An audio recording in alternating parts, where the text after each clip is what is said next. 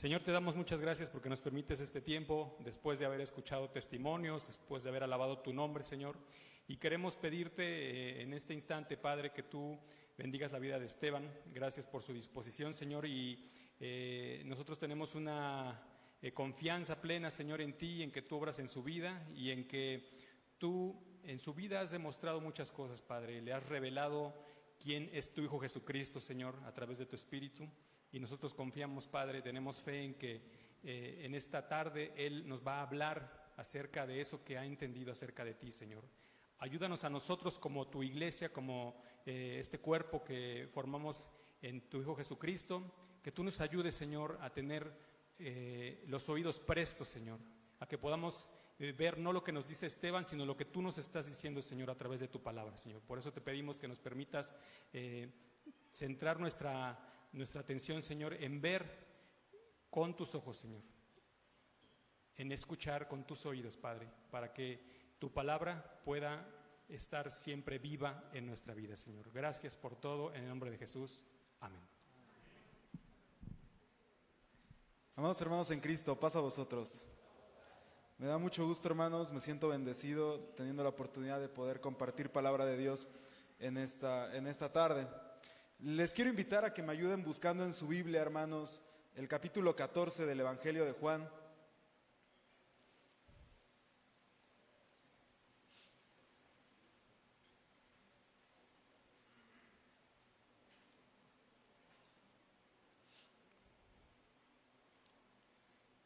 Y quiero pedirles que me acompañen con su mirada, hermanos, en lo que dice este texto. Dice el capítulo 14 del Evangelio de Juan así: no se turbe el corazón de ustedes, ¿creen en Dios? Crean también en mí. En la casa de mi Padre muchas moradas hay, de otra manera se los hubiera dicho. Voy pues a preparar lugar para ustedes, y si voy y les preparo lugar, vendré otra vez y los tomaré conmigo, para que donde yo esté, también estén conmigo. Y saben a dónde voy, y saben el camino. Entonces Tomás le dijo: Señor, no sabemos a dónde vas, ¿cómo podemos saber el camino? Mas Jesús le dijo: yo soy el camino, la verdad y la vida. Nadie viene al Padre sino por mí. Si me han conocido a mí, también conocerán al Padre, y desde ahora lo conocen y lo han visto. Amén. Quiero invitarle a que tome su lugar, hermano. Bien, hermanos. El día de hoy, gracias a Dios, hermanos, estamos terminando el estudio bíblico de todo un mes de reflexión en torno a la relación íntima con Dios. Y ya hemos escuchado, hermanos, por medio de diferentes expositores, distintos puntos de vista acerca de cómo se construye la intimidad con Dios. Y bueno, cada uno nos ha contado desde su experiencia, algunos de vida, algunos profesional, otros desde el ministerio, lo que Dios hace en su corazón y a través de ellos en los ministerios que desempeñan. Pero para cerrar, hermanos, esta temática, era importante poder volver a lo que Jesús nos dice en torno a su relación con Dios. El título del tema de esta tarde lleva por nombre la oración y la intimidad con Dios, la intimidad con Dios. Y muy bien, hermanos, Jesús en el texto que acabamos de leer nos dice que Él es la verdad. Y este no es un texto que desconozcamos. Jesús nos dice que Él es la verdad. Pero no basta con decir que Jesús es la verdad de todas las verdades, sino que es la raíz de toda verdad. En el Génesis, según la Escritura, la palabra nos dice que en el principio Dios lo creó todo con su palabra. Y todo fue bueno, según la Escritura, hermanos, ¿en qué? En gran manera, ¿verdad? Cada cosa que el Señor iba creando, Él decía, y fue bueno. Pero fue bueno no solamente porque le quedó bien, ¿verdad? Decía, fue bueno en gran manera. Es decir, quedó perfecto. Pero el Evangelio de Juan recupera esto y en su preámbulo nos dice que esa palabra creadora, ¿quién era, hermanos? Era Jesús. Inicia Juan diciendo que en el principio era el verbo, y el verbo era con Dios, ¿y qué? Y el verbo era Dios. Y quise, hermanos, recuperar esta expresión porque el término que usa Juan, y que no voy a profundizar mucho en ello hoy, es la expresión logos. Y su significado es muy amplio, hermanos, lo podemos usar en más de 30 acepciones. Sin embargo, entre las más peculiares, logos también podría ser usado para reflejarlo como la razón, como aquello que le da sentido a algo. Logos es justicia también, logos es mensaje, logos también es el evangelio, pero logos también es la sabiduría. Y leyendo este texto, hermanos, de esa forma podríamos decir, en el principio era la sabiduría, y la sabiduría era con Dios, y esa sabiduría era Dios. O podríamos cambiarlo y decir, en el principio era la razón, y la razón era con Dios, y la razón era Dios. O podríamos decir que en el principio era el evangelio, y el evangelio era con Dios, y el evangelio era Dios mismo. Pero estamos hablando de la misma persona, de Cristo Jesús. Quise iniciar, hermanos, con este texto porque esa es la verdad en la que creemos. Esa es la verdad de todas las verdades. Esa es la verdad radical, última y primigenia en la que está basada nuestra fe. La verdad que se hizo carne para habitar con nosotros y que no se limita ahí, Juan, en decir que vimos su gloria como la del unigénito del Padre. Y hablar de intimidad, hermanos, es entonces conocer con esto, iniciar conociendo esto. Con quien nos comunicamos a través de la oración es con esa verdad. Es con una verdad que, según los escritos, nos dicen que antes de que nuestra palabra salga de la boca, esa verdad, ¿qué? Ya sabe lo que vamos a pedir. Pero esa verdad nos llama a la acción, quiere que actuemos para que ella también haga su acción redentora en nosotros. Es una verdad que, como lo leíamos en el texto que leían las hermanas, sabe de nosotros aún antes de que fuéramos concebidos, ¿no es así? Es una verdad que rompe la barrera del tiempo y de los cielos, como le llamara después Pablo, para poder estar en una relación íntima con nosotros. Y construyendo esta base, hermanos, ahora sí me gustaría leer Marcos 11, 20, 24. Dice, y pasando por la mañana vieron que la higuera se había secado desde las raíces. Entonces Pedro, acordándose, le dice, Maestro, he aquí la higuera que maldijiste se ha secado. Y respondiendo Jesús le dice, tened fe en Dios, porque de cierto os digo que cualquiera que dijera a este monte, quítate y échate en el mar, y no dudar en su corazón, mas creyere que será hecho lo que dice, lo que dijere le será hecho. Por tanto, os digo que todo lo que orando pidiereis, creed que lo recibiréis y os vendrá. Este es nuestro texto bíblico base, hermanos. Y quise comenzar de esta manera para comenzar a construir el mensaje. Siguiente diapositiva, por favor.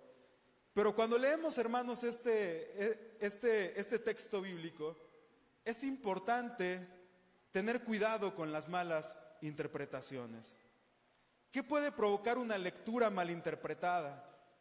Que si yo le pido al Señor mañana sacarme la lotería, Él va a hacer que lo tenga porque lo estoy pidiendo en el nombre de Jesús.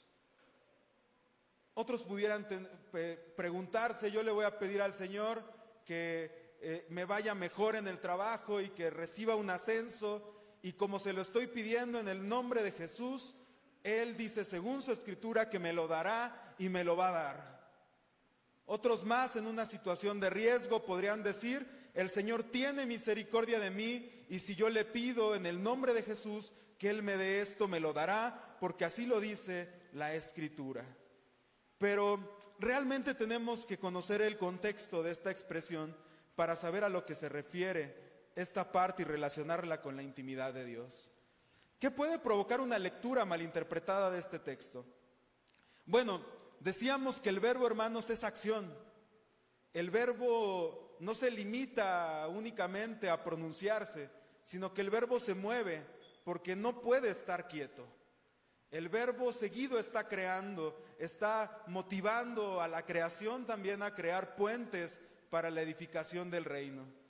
Entonces una lectura mal interpretada de este texto puede llevar a quien lo lee a ser pasivo, a creer que toda la decisión de la voluntad de lo que pasa en su vida tiene que recaer totalmente en la persona de Jesús, y él no tiene que esforzarse en nada porque su vida depende del Señor y él puede hacer lo que quiera y él simplemente sentarse en un sillón y esperar que el verbo haga el milagro. Una lectura mal interpretada de este texto puede llevar a la pasividad radical, a un descanso en el que solamente se espera en que Dios haga lo que tiene que hacer, mientras yo, pudiendo hacer algo, no estoy haciendo nada. Si dependemos de ese logo, entonces también nosotros tenemos que ser acción. Nosotros debemos actuar como el logos lo hace constantemente en nuestra vida. Pero también leer este texto de una forma equivocada nos llevaría a creer que lo imposible, y yo aquí hago un señalamiento, lo absurdo, es posible con que yo crea.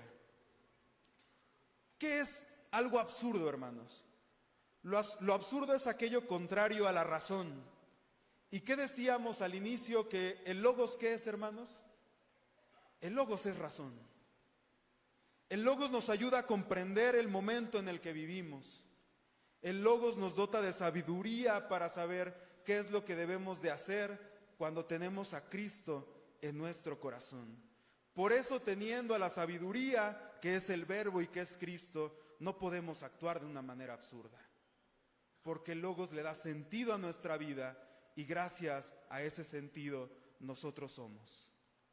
Nuestras peticiones deben ser meditadas y con inteligencia deben ser guiadas hacia la voluntad de Dios para que Él haga lo que quiera hacer con nosotros. Pero también, hermanos, una lectura mal interpretada de este texto nos puede llevar a atribuirle de un significado que no corresponde al texto bíblico. Hacer que la Biblia diga algo que no dice, cuando yo le pido a la Biblia que diga algo que quiero que diga, pero que no dice, busco satisfacer una necesidad y eso es peligroso. ¿Por qué? Porque quizá los escritores jamás quisieron decir algo, pero como pienso que es lo que necesita escuchar la iglesia hoy, yo vengo y satisfago esa necesidad que ustedes quieren escuchar. Hago que la Biblia diga un mensaje que quizá nunca fue pensado. ¿Por qué? Porque suena bonito, porque nos apapacha. Pero quizá, hermanos, el texto busca impactar nuestra realidad para transformar nuestra vida como solamente Jesús puede llegar a hacerlo. Solo Jesús puede llegar a satisfacernos. No necesitamos mentirnos, necesitamos estudiar más para alcanzar a comprender cuál es su voluntad en nuestra vida. Este texto, hermanos, dice que si nosotros ponemos nuestra voluntad en Dios y si nosotros pedimos y lo pedimos en el nombre de Jesús, nos serán hechas las cosas. Quiero pasar a la siguiente parte. Pero entonces, ¿qué dice Marcos 11? ¿Qué es lo que Marcos nos quiere decir en esta parte de la Escritura, hermanos? Quiero pedirles que me sigan con su mirada, hermanos. Voy a dar lectura a Marcos 11, a partir del verso número 12. Dice la palabra de Dios así. Voy a leer desde el verso 11. Dice: entró entonces Jesús a Jerusalén. Estamos posterior, hermanos, a la entrada triunfal de Jesús. Había fiesta, había algarabía, había reconocimiento, porque el Hijo de David acababa de entrar por las puertas de Jerusalén. Y dice: y entró Jesús en Jerusalén en el templo, y habiendo mirado todo en derredor, como la hora ya era tarde, salió por Betania con los 12. Y al día siguiente, cuando salieron de Betania, tuvo hambre, y viendo desde lejos una higuera que tenía hojas, se acercó para ver si hallaba en ella algo. Cuando fue a ella, no encontró nada más que hojas, porque no era tiempo de higos. Y entonces Jesús dijo a la higuera: nunca más coma nadie de tu fruto. Y lo oyeron sus discípulos. Aquí es donde se empieza a construir el sentido, hermanos, del verso que le da sentido a nuestro tema en esta tarde. Para Marcos, hermanos, la higuera representa lo que en aquel entonces la religión no estaba generando para los sufrientes dentro del pueblo de Israel. La higuera representa en lo que se había convertido el pueblo de Dios, destinado a dar gracia y a vivir en amor, pero que solamente se veía bien por fuera, y a la hora de acercarse a alimentar su necesidad espiritual, no tenía nada que darle a los que se acercaban a ella. ¿Por qué? Porque no tenían el centro ni a Dios ni al Verbo. El Dios y el Verbo eran solamente un concepto más. Y era algo así como delimitarlo como una clase de comida chatarra, porque ese tipo de pueblo no satisface a nadie, es como comida rápida. Y entonces cuando Jesús se acerca a esa higuera y le pide que satisfaga su necesidad, no encuentra el alimento. Por eso quise leer desde el verso 11, hermanos. Jesús fue al templo después de la fiesta y lo miró, y después de mirarle fue a descansar. La higuera, hermanos, representa eso en lo que nos convertimos cuando dejamos a un lugar a Cristo de ser el centro de nuestra vida. Nos convertimos quizá en personas que nos vemos bien, que presumimos ser personas éticamente correctas, pero que quizá estamos vacías en nuestro interior porque Cristo no reina en nuestro corazón. Algo así parecido a lo que dice Pablo: somos como un metal que hace ruido y nada más. Es decir, creemos que producimos, pero nuestra producción se limita a vernos bien, a enseñarle al mundo que quizá con lo que somos es suficiente. Entonces, en este texto, hermanos, esta construcción del texto de Marcos inicia poniéndonos delante de lo que significa el poder religioso en aquel entonces. Es algo hermoso pero vacío, que no tiene ni a Dios, y si no tiene a Dios no tiene a Cristo tampoco. Pero mire lo que dice en los versos 15 al 19. Vienen pues a Jerusalén, y entrando Jesús en el templo comenzó a echar fuera a los que vendían y compraban en el templo, y trastornó las mesas de los cambistas y las sillas de los que vendían palomas, y no consentían que alguien vayase vaso por el templo. Y le enseñaba diciendo: ¿no está escrito que mi casa, casa de oración, será llamada por todas las gentes? Mas ustedes la han convertido en una cueva de ladrones. Y lo oyeron los escribas y los príncipes de los sacerdotes, y procuraban, ¿qué, hermanos? Procuraban matarle, porque le tenían miedo, por cuanto todo el pueblo estaba maravillado de su doctrina. Mas como fue tarde, Jesús salió de la ciudad. Este verbo, hermanos, está creando una ola importante en ese templo. Ese verbo está creando algo en el corazón de los que lo escuchan. Ese logos está abriendo los ojos de los que estando vivos están ciegos.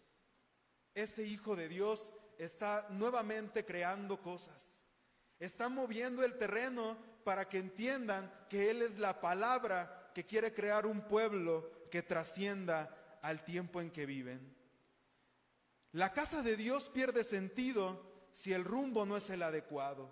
Pierde su fin si se sacrifica y se deja en segundo plano al alcance de la paz de Dios. No sé si puso atención, pero en el verso 18 dice que se impresionaban por su doctrina. ¿Cómo no se iban a impresionar, hermanos, si el propio Verbo Creador les estaba hablando? Si ustedes se dan cuenta cuál es la expresión de Cristo como persona, hermanos, llega y les dice: oye, por favor, retírate. ¿No, verdad? ¿Qué pasa con Cristo? ¿Qué hace Cristo? Dice que voltea las mesas de los cambistas. Les pide que se vayan. ¿Qué hacen en un lugar donde solamente estaba destinado para llevar paz. Era un tianguis, era un comercio más. Pasaba a un segundo plano aquello que iba a dar paz al corazón de los que se acercaban con necesidad. ¿Sabe por qué, hermanos, había cambistas? Porque se iba a comprar el sacrificio para pedir perdón según la tradición judía ante Dios. Intercambiaban, había una transacción que ya pasaba a un segundo plano el perdón. Ahora el primer paso era satisfacer a quienes actuaban vendiendo el perdón de Dios. Y entonces Jesús tiene unas características que pocas veces son predicadas, ¿verdad, hermanos? Pocas veces hablamos de estos impulsos de Jesús en el que el Señor, por la búsqueda de la justicia, deja un segundo plano las buenas prácticas de la tradición judía, ¿verdad? Jesús pasa y avienta todo y les dice: lárguense de aquí. Ya basta de estar jugando a estar delante de la presencia de Dios. Y entonces, hermanos, cuando sucede eso, Jesús tiene que irse del templo que le había sido edificado al Dios verdadero. La casa de oración y de paz ya no lo era, ahora era un lugar de oportunistas. Y el verso 20 al 24 dice: y pasando por la mañana, vieron entonces la higuera que se había secado desde las raíces. Mire cómo es Marcos, nos ayuda a recordar eso, ¿verdad? Y entonces Pedro, acordándose, le dice: maestro, he aquí la higuera que maldijiste se ha secado. Y respondiendo Jesús le dice: tened fe en Dios. Con la construcción que venimos haciendo, hermanos, y que venimos relatando de que Jesús está criticando la insuficiencia de la religión en ese entonces, ¿qué es lo que Jesús le está respondiendo a Pedro? Tu mirada únicamente ponla en Dios. Esta higuera no sirvió, no cumplió su propósito. Tienes que tener puestos tus ojos únicamente en Dios. Pero justo miren, para los que deciden poner en un segundo nivel a Cristo, cuando hablamos de Cristo y de Dios, vean lo que responde y sigue diciendo el Señor: porque de cierto os digo que cualquiera que dijere a este monte: quítate y échate en la mar, y no dudare en su corazón, mas creyere que será hecho lo que se le dice, lo que dijere le será hecho. Por tanto yo os digo que todo lo que orando pidiereis, creed que lo recibiréis y os vendrá. Ese monte, hermanos, ese monte somos nosotros, los que a veces queremos buscar en algún lugar superficial y físico lo que solamente Dios y nuestro Señor Jesús pueden llenar en nuestra vida. Dice Jesús: si algo que tú no puedes mover, tú no lo puedes hacer solo, pídele a Dios que lo haga, porque eso que parece estar muerto recobrará vida solamente por el poder de Dios. Ese monte, hermanos, significa lo pesado que puede hacer romper con una dinámica de vida que se basa en lo secundario y no en la persona de Jesús. Jesús le está hablando a sus 12, ¿no es así? 12 que ya habían caminado para ese entonces con él quizá más de 1 año y medio, 2 años, que ya lo habían escuchado y ver hacer señales del reino de Dios. Y Jesús les está diciendo: los ojos puestos únicamente en Dios. Y cuando estuviereis orando, perdonad, dice el Señor, si tenéis algo contra alguno, para que vuestro Padre que está en los cielos os perdone también a ustedes sus ofensas. La indicación de Jesús es tener fe en Dios. Si ponemos nuestra fe en Dios, la paz que estamos anhelando conseguir llegará. En ese Dios, hermanos, que nos presenta Cristo, debemos confiar. En ese Dios debemos creer. En ese Dios se puede descansar. Porque a diferencia, hermanos, a diferencia de cualquier otra cosa que ha sido creada por el poder de Dios y por el poder de la palabra de Jesús, no tenemos que buscar un intermediario, porque estamos hablando con el Creador de todas las cosas. Este tema, hermanos, lleva por título la intimidad con Dios en la oración. Y no podemos, hermanos, construir una intimidad con Dios teniendo una percepción errónea de Jesús. Creyendo quizá, hermanos, que la bendición de Jesús y de Dios únicamente llegarán porque tengo una vida religiosa correcta, impecable, inmaculada, perfecta, sin una mancha, espontánea solamente como esas vestiduras blancas que nos presume el texto bíblico. Pero aún la Escritura, hermanos, nos pone ejemplo de aquellos que teniendo una tradición perfecta conforme a la ley y perfecta también ante Dios, decidieron llamarle a eso estiércol por ganar a Cristo. Discúlpeme que lo diga así, hermanos, no le está llamando basura a eso, le está llamando basura de la basura. ¿Por qué? Porque quiere ganar a Cristo. Ese es el lugar que tiene Cristo hasta arriba. Cuando todo lo que yo creo que ha fundamentado mi fe pasa a un tercer, cuarto, segundo, quinto plano, porque mi enfoque está mirando únicamente a Cristo y poniendo mi fe únicamente en Dios. Ahora, hermanos, quisiera pasar a la siguiente diapositiva. ¿Cómo era Jesús con Dios en lo íntimo? Ya hemos hablado de lo que significa este texto que nos han dado como base, hermanos.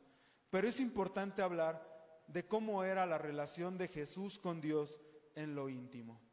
Su intimidad se ve reflejada en sus oraciones, hermanos. Nosotros no vamos a limitar a Jesús diciendo que su intimidad se ve reflejada únicamente cuando ora. La intimidad de Dios se ve en cada cosa que Él realiza. Pero vamos a señalar unos aspectos. Jesús oraba en lugares solitarios, dice la Escritura. Dice Marcos que cotidianamente se alejaba, ¿no, hermanos? Se alejaba solo a orar y a platicar con Dios. No necesitaba que escucharan su oración. Su oración era escuchada por Dios y eso era suficiente. Su oración era sincera. No necesitaba aparentarle a nadie nada. Su oración era perfecta como perfecto era Él. Entonces, si queremos replicar una intimidad con Dios perfecta, tenemos que volver nuestra mirada a aquel que le da sentido a nuestra vida. No solamente a nuestra vida espiritual, sino a nuestra vida íntegra. Si queremos construir una intimidad verdadera con Dios, debemos replicar ciertas aptitudes que Jesús tiene para con Dios. Oraba, dice Jesús mismo en sus diálogos, que nadie te escuche, no seas como los hipócritas. Mejor escóndete en lo solitario de tu habitación y órale a Dios y que Él escuche tu oración sincera. Dice el segundo aspecto, su oración como su vida eran un reconocimiento continuo al Padre. Dice la Escritura, hermanos, que después de resucitar a Lázaro, Jesús elevó una oración al Padre y le dijo: gracias, Padre, porque te ha nacido del corazón contestar esta súplica mía. Y Jesús en cada aspecto de su vida, lo primero que hacía era reconocer a Dios. Hoy se ha cumplido esta palabra. La voluntad de Dios es que ustedes vean al Verbo dar una señal sobre el reino de Dios. Tras alimentar a la multitud, también Jesús da gracias al Padre. Y no solamente por el alimento material que les da, sino también por el alimento espiritual que es el que ya han consumido. Como tercer punto pongo que también descansaba en la voluntad de Dios. En la oración del Getsemaní, hermanos, Jesús dice: Padre, de ser posible, pasa de mí esta copa. Pero ¿cuál es el complemento? Hágase tu voluntad. Yo te vengo a decir lo que me gustaría que sucediera, pero hágase tu voluntad, no la mía. La vida de Jesús, hermanos, giraba en torno a la voluntad de Dios. Jesús, siendo humano, nos enseña a vencer al mundo, como en esa oración que hace en el Evangelio de Juan. En el mundo tendrás aflicción, pero ¿qué crees? Si yo vencí, tú también puedes vencer tu adversidad. La oración y la vida de Jesús es sincera y transparente.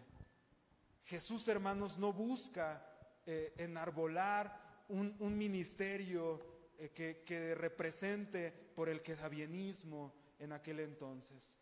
Jesús actúa conforme a lo que su pueblo necesita en ese momento vital de su existencia. Necesitaban la voz de alguien que declarara justicia. Y cuando Jesús le pregunta a los suyos, ¿quién dicen los otros que soy yo? ¿Qué le responden, hermanos? Unos dicen que eres profeta. Y les voy a explicar por qué pensaban que era profeta. No pensaban que era profeta porque él presagiaba el futuro. Pensaban que era profeta porque declaraba injusticia, ante quien fuera.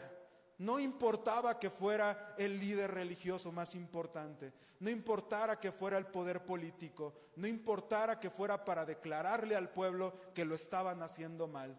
Jesús declaraba la voluntad de Dios. Y por eso unos decían que podía ser profeta. Otros lo asimilaban con Juan, que según el propio Jesús, no hay otro mayor a él como hijo de los hombres. Otros decían que eran Elías, la figura más representativa de los profetas. Entonces en Jesús identificaban a alguien que decía lo que ellos estaban deseando abrazar. Pero en su oración Jesús también es sincero. Él le declara al Padre lo que quiere que impacte la vida de su pueblo, y el Señor lo escucha. Así también deberíamos ser nosotros en nuestra vida. Ser una vida sincera y transparente, no buscando quedar bien con nadie, sino buscando quedar bien únicamente con Jesús. Y no oraba solo por él, sino que oraba por el bien de todos. Jesús, pudiendo hacer una oración egoísta, únicamente pidiendo por él y sus 12, él involucra que el bien de Dios llegue para todo el que necesite a Dios. Y aquí, hermanos, venimos por fe a este templo los que necesitamos a Dios, ¿no es así? Nosotros venimos en búsqueda de Dios. Y si buscamos a Dios, hermanos, déjeme regresar al principio de este mensaje. Cuando Tomás le pregunta a Jesús cómo llegar al Padre, le dice: no te preocupes, Tomás, si no conoces a Dios, hoy lo conoces porque me tienes enfrente. Si nosotros queremos llegar a Dios, tenemos que conocer primero a Cristo. Y conociendo a Cristo, solo conociendo a Cristo, podemos aspirar a entrar en el conocimiento de Dios. Hablar de la intimidad, entonces, hermanos, de Jesús para con Dios, es hablar también de un camino intercesor que deja trazado Jesús, diciéndonos a nosotros qué hacer para poder llegar al Padre. Decía, hermanos, al comienzo que Jesús es el Verbo, es la palabra, es la razón y es el saber vivir. Si queremos experimentar una relación así de cercana con Dios, debemos vivir como Jesús vivió y ponerlo en el centro de nuestra vida. La invitación constante, hermanos, que viene después de lo que Jesús hace es aprender a vivir como aquel que impactó la existencia. Pablo siempre dice: aprendan de mí que yo aprendo de Cristo. Y solamente así ustedes podrán llegar a la meta. Ustedes se preguntarán, hermanos, ¿y esto ahora en nuestro tiempo de qué forma impacta?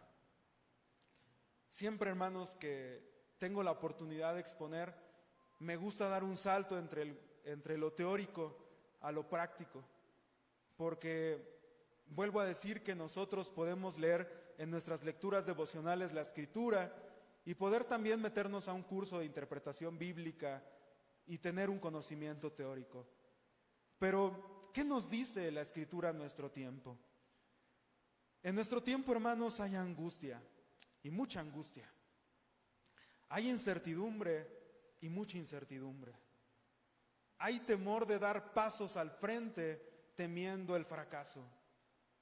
Hay desesperanza, hay muerte, hay opresión, hay aburrimiento, hermanos, de vivir.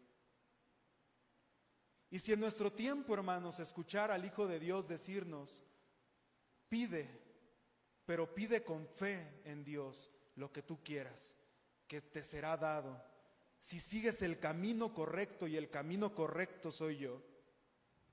Y no nos dice nada eso. entonces tenemos que echarnos un clavado a nuestra vida, a nuestra percepción acerca de Jesús y a lo que nosotros queremos llegar a aspirar como creyentes de Cristo. El Señor mismo, hermanos, en su Escritura nos llama a ser luces, luces que no estén escondidas debajo de un cajón o una iglesia. Hoy el Señor nos llama a que con nuestro testimonio nosotros reflejemos el mensaje que Él quiere dar para las personas que necesitan ser impactadas por Él. Pero si escucha bien lo que le estoy diciendo que nos dice. No estoy diciendo que les dice. El Señor nos dice. Y si es un llamado colectivo, hermanos, comprendemos cuál es la filosofía de Dios de su reino. En Cristo el Señor nos dice que su reino es para todos. No solamente se limita a decirnos que de aquellos que hemos sido impactados y que hemos aceptado en el bautismo a Jesús. El reino de Dios es para todos. Y si es para todos, entonces nosotros tenemos que preguntarnos, ¿qué está diciéndole hoy ese verbo, esa acción, esa sabiduría, ese saber vivir, ese razonamiento a las personas en nuestra actualidad? ¿Qué tantos temblores está causando Jesús en realidades que se ven cómodas por su religiosidad? Y no vamos muy lejos, quizá también, hermanos, por la pasividad de sus vidas. ¿Cómo podríamos interpretar una pasividad en nuestro tiempo? Teniendo lo necesario para comer, teniendo un techo que prohíbe que estemos en la intemperie, teniendo la vestimenta y el alimento, caminando así por nuestra vida sin darle un sentido aún mayor a lo que significa ser llamados por Dios a su reino. Hoy este mensaje, hermanos, busca que nosotros veamos que la intimidad de Dios se construye, sí, en el conocimiento que recibimos acerca de Dios y de los que vinieron antes de nosotros. Pero esta palabra lo que quiere es que nos activemos en poder arropar a Cristo en nuestra vida.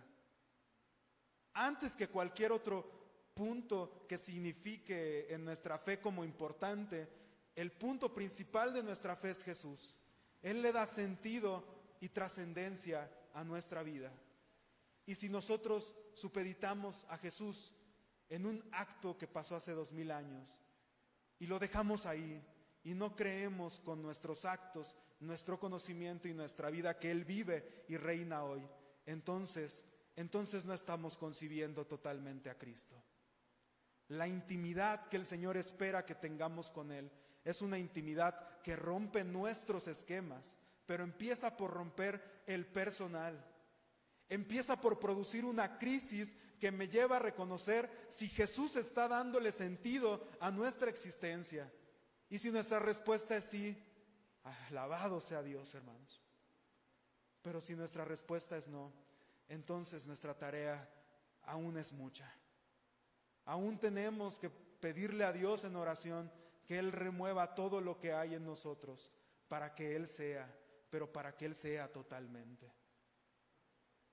En el mismo Juan, hermanos, cuando Juan nos habla de lo que Jesús les dice cuando dice yo soy, la expresión que usa es para decir yo soy el que está ahora.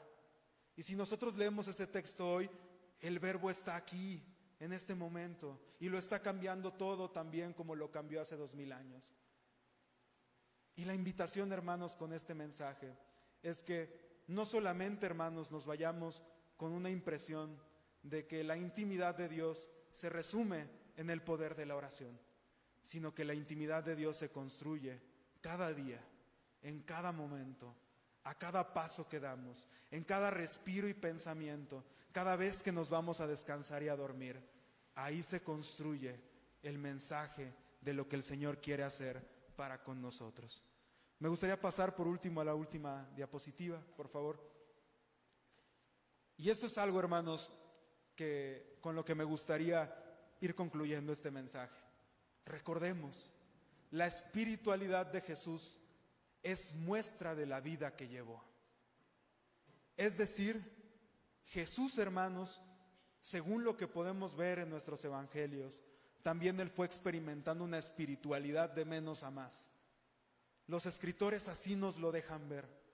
Él va creciendo en su espiritualidad como persona y nos va permitiendo ver que si Él creció, nosotros también podemos crecer en nuestra espiritualidad. El lugar en el que nos encontramos hoy no es para siempre. Hay un amigo que tengo, hermanos, que dice constantemente que Jesús le fue fiel a su propósito. ¿Y sabe lo que es serle fiel a su propósito? Es vivir de tal manera que los demás quieran ser como Él, por lo que proyecta a través de lo que el Espíritu hace en su vida. Jesús fue fiel al propósito hasta las últimas consecuencias, a costa de lo que fuera, dejando atrás a lo que tuviera que dejar. Él decidió arrebatar la victoria, aunque le costara la muerte.